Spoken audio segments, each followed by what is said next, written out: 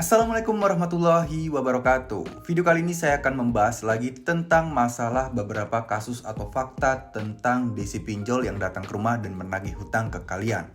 Nah, banyak banget kasusnya yang DC pinjol ini datang lalu menagih uang dan meminta kalian untuk segera membayar, dan dia bilang kalau bayar dengan mereka, denda kalian akan dihapuskan dan kalian tinggal bayar pokoknya saja. Jadi bunga, denda, dan sebagainya akan dihapuskan dan kalian bisa bayar pokoknya saja.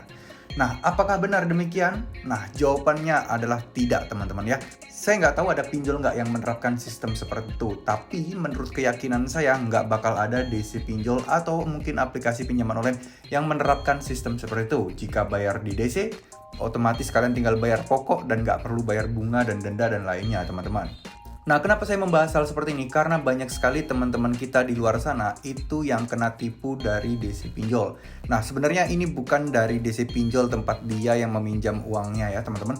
Tapi DC pinjol yang tahu atau mungkin oknum-oknum yang sengaja memanfaatkan kesusahan kalian atau tunggakan bayaran kalian. Jadi dia tahu data kalian, kemudian dia datang seolah-olah memberikan solusi kepada kalian dan dia ingin menolong kalian agar kalian cukup bayar pokoknya saja ke mereka. Nggak perlu pakai bunga, nggak perlu pakai denda, jadi kalian tinggal bayar apa yang kalian terima uangnya.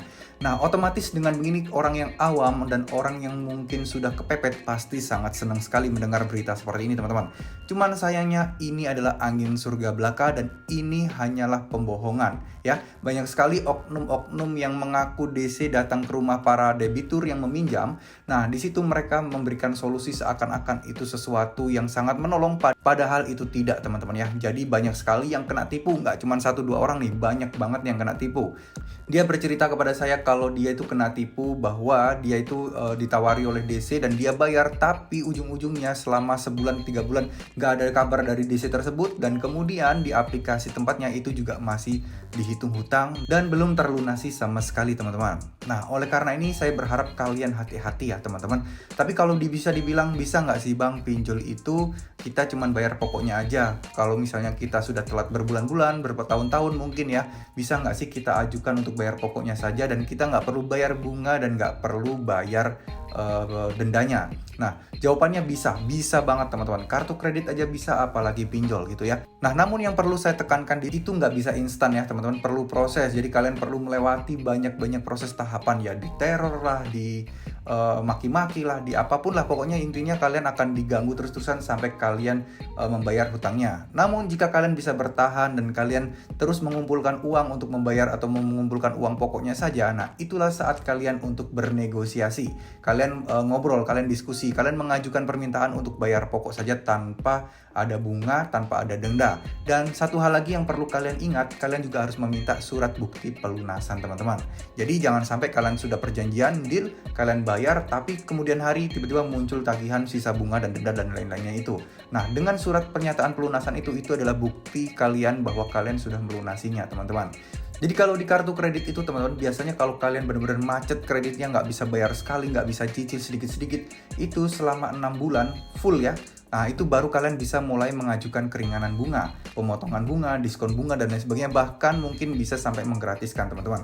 Tapi kuncinya adalah kalian harus siapkan dulu uang untuk hutang pokoknya ya. Jangan sampai habis negosiasi kalian di deal ya, kalian bisa mereka mengizinkan kalian bayar pokoknya saja, tapi kalian nggak punya uangnya. Nah, ini bisa jadi akan berubah pikiran mereka dan akan terus menagih-nagih kalian, teman-teman. Nah, karena kalau kesepakatan seperti itu, ini adalah kesepakatan individu yang diajukan atau diproses secara perusahaan ya. Tapi bayangkan, misalkan kalian deal dengan orang A nih, PIC A, tapi kalian masih belum bisa. Nah, jelas mereka petugas dari pinjol tersebut tidak akan membuatkan surat pernyataan untuk kalian. Nah, jika orang itu resign atau digantikan kepada PIC yang lain atau orang yang lain ya, nah kalian akan repot lagi, harus negosiasi lagi. Jadi saya sarankan kalian kumpulkan uangnya dulu, baru kalian mulai negosiasi. Jadi bisa kok, teman-teman, nggak ada yang nggak mungkin kalau pinjol legal ya tentunya. Beda kalau pinjol ilegal, bunga kalian bakal bisa bertumpuk berkali-kali lipat. Tapi kalau pinjol legal kan bunganya atau denda maksimal kan 100% dari pinjaman pokok ya. Jadi misal kalian hutang 500 ya, mentok-mentok total hutang kalian jadi 1 juta, 1 juta lebih dikit lah. Ada biaya lain-lain sedikit tentunya, teman-teman. Oke, mungkin segitu dulu video kali ini. Semoga video ini bisa memberikan kalian wawasan dan nggak terjerat atau nggak tertipu lagi oleh DC-DC pinjol yang menawarkan kepada kalian bahwa kalian bisa membayar hutang pokoknya saja tanpa perlu bunga dan denda jika bayar ke mereka. Ingat, kalian pastikan dulu, kalian tahu nyakan dulu identitasnya, dan kalau perlu kalian telepon ke bagian kantor pinjaman, misal Akulaku, Kredivo, semuanya kalian telepon apakah benar bisa seperti ini. Kalau mereka CS yang bilang nggak bisa, berarti itu penipuan teman-teman. Oke, mungkin segitu dulu video kali ini. Terima kasih. Wassalamualaikum warahmatullahi wabarakatuh.